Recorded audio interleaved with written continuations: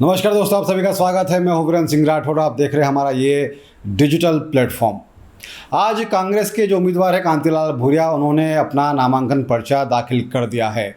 नामांकन पर्चा दाखिल करने के पहले बस स्टैंड पर एक नामांकन सभा आयोजित हुई, जिसमें बड़ी संख्या में लोग पहुंचे थे। बस स्टैंड का जो पूरा मैदान है वो पूरी तरह से लोगों से भरा हुआ था और इस नामांकन सभा में कांग्रेस उम्मीदवार कांतिलाल भूरिया के समर्थन में कांग्रेस के दिग्गज नेता भी पहुंचे थे।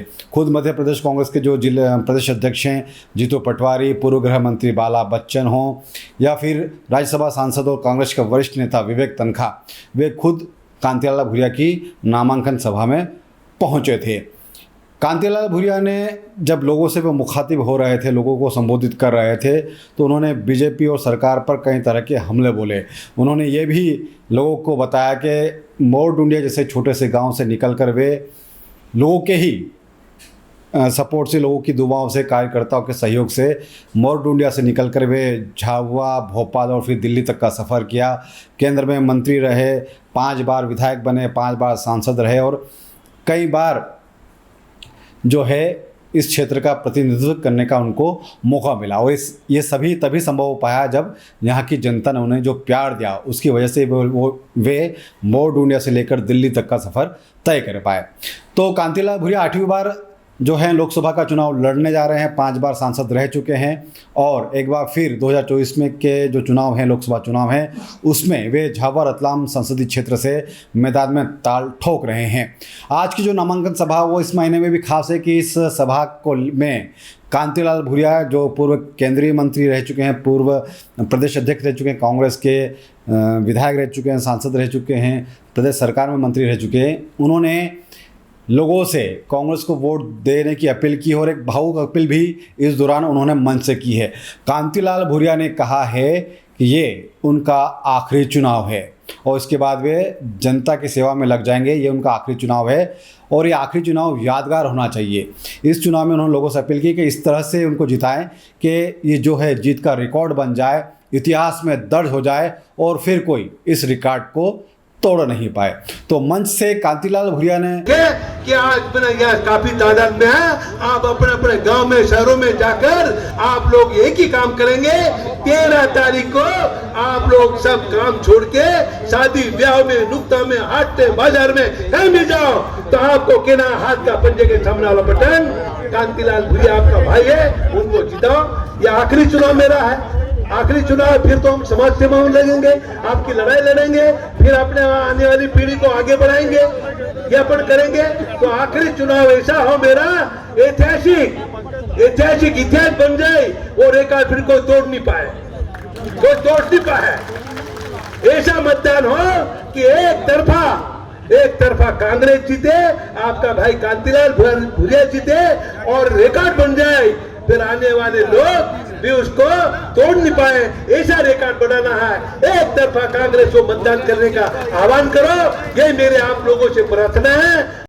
तो सुना आपने, कांतिलाल भूरिया खुद कह रहे हैं कि ये उनका आखिरी चुनाव है और लोगों से अपील कर रहे हैं कि इस बार की जो जीत होनी चाहिए उनकी, वो ऐतिहासिक होनी चाहिए और ऐसा रिकॉर्ड बनना चाहिए कि जो आने वाले समय में कोई तोड़ भी नहीं पाए। तो 8वीं बार लोकसभा का चुनाव लड़ने जा रहे हैं कांतिलाल भूरिया और उनके समर्थन में जीतू पटवारी भी पहुंचे थे और जीतू पटवारी ने भी केंद्र सरकार के ऊपर, बीजेपी के ऊपर कई तरह के आरोप लगाए हैं, कई तरह की जो बयानी तीर हैं वो छोड़े हैं। मैं तो बस इतना ही कहना चाहता हूं, एक तरफ है हमारे अलीराजपुर के जो बहन है उनका पति नागर, दूसरी तरफ है कांतिलाल भूरिया। कांतिलाल भूरिया जी थे, केंद्र में मंत्री बने, देश के सबसे बड़े आदिवासी नेता हैं, सबसे बड़े आदिवासी नेता। हमारे झाबुआ रतलाम की शान है, नाम है, हमारा मुकुट है। हमारा मुकुट गिरने दोगे आप लोग? पीछे से बताओ, हमारा मुकुट गिरने दोगे क्या? आदिवासियों की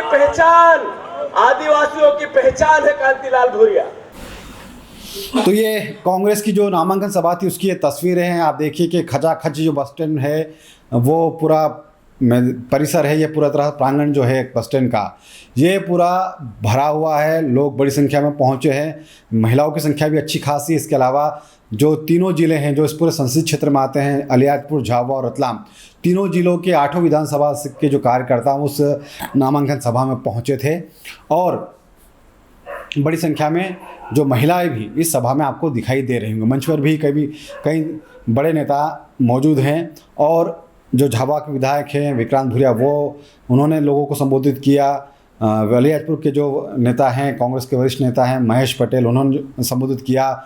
जोबट के विधायक हैं सेना महेश पटेल, उन्होंने संबोधित किया। अलियाजपुर के पूर्व विधायक मुकेश पटेल, उन्होंने सभा को संबोधित किया और कांतिलाल भूरिया को जिताने की अपील की है।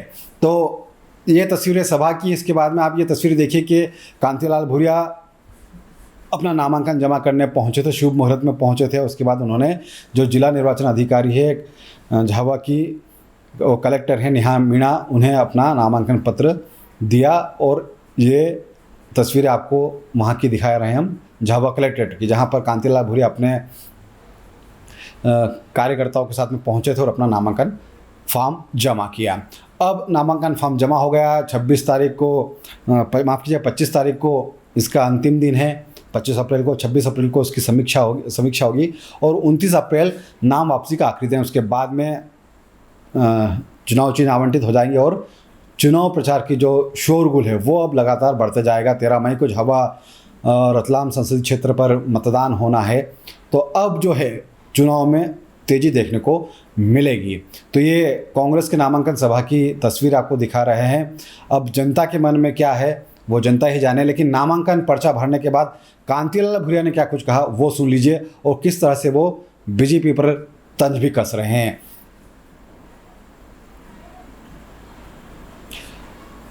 तो आपने सुना कांतिलाल भूरिया कह रहे हैं कि बीजेपी भले ही 400 पार का नारा लगा रही हो, लेकिन 400 पार उनकी जेब में नहीं है। ये तय जनता को करना है। जनता जिसे जनादेश देगी, जिसके पक्ष में मतदान करेगी, वो जीतेगा। तो फिलहाल इस खबर में इतना ही। ये तस्वीर आप देख रहे थे। अगर आप हमें फेसबुक पर देख रहे हैं तो हमारे फेसबुक पेज को लाइक करें, शेयर करें, फॉलो करें। और अगर आप हमें यूट्यूब पर देख रहे हैं तो हमारे चैनल को सब्सक्राइब करना ना भूलें। बहुत बहुत शुक्रिया।